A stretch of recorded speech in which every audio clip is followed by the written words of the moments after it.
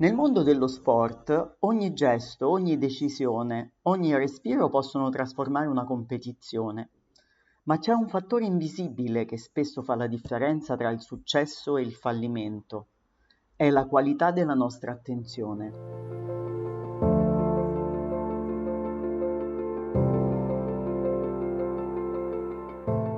Mindfulness contro mindlessness, consapevolezza contro inconsapevolezza, presenza contro automatismo.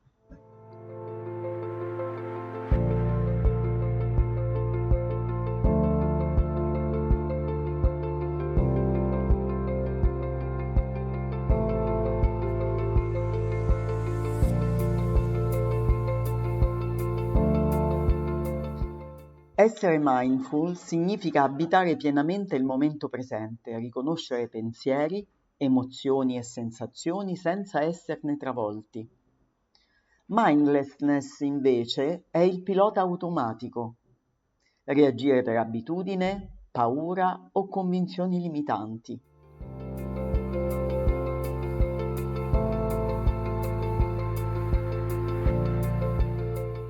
Le ricerche dimostrano che la nostra mente vaga quasi la metà del tempo. Il 47% delle ore di veglia siamo distratti. Immaginate cosa significa questo nello sport. Azioni decisive giocate senza presenza, senza consapevolezza.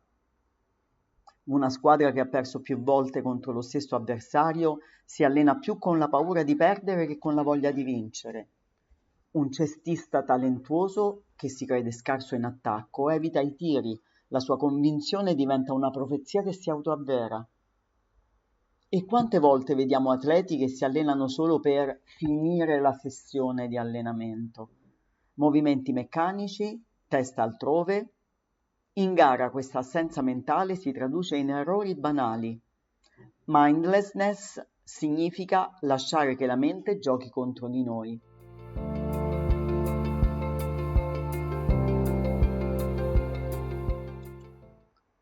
Mindfulness non è filosofia astratta, è allenamento mentale, sperimentato e studiato da decenni.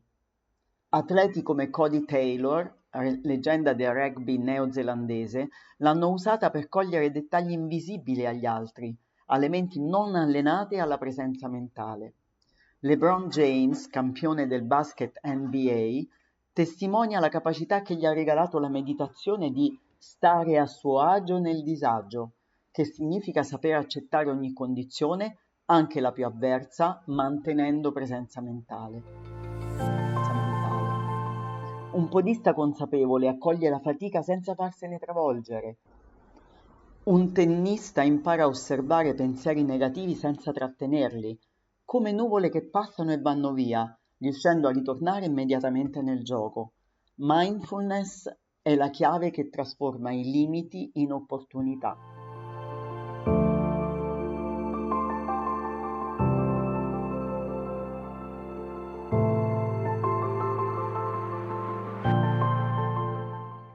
Una mente allenata alla consapevolezza non è una mente vuota o libera da interferenze.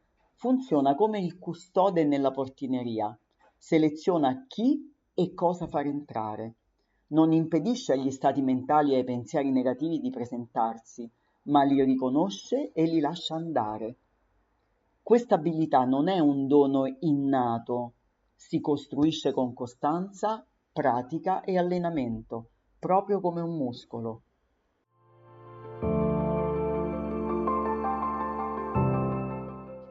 La mindfulness non è magia, è disciplina.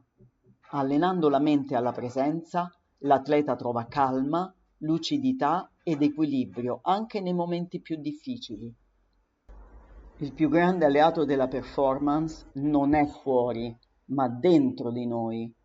La consapevolezza libera il potenziale, trasforma lo sport e la vita.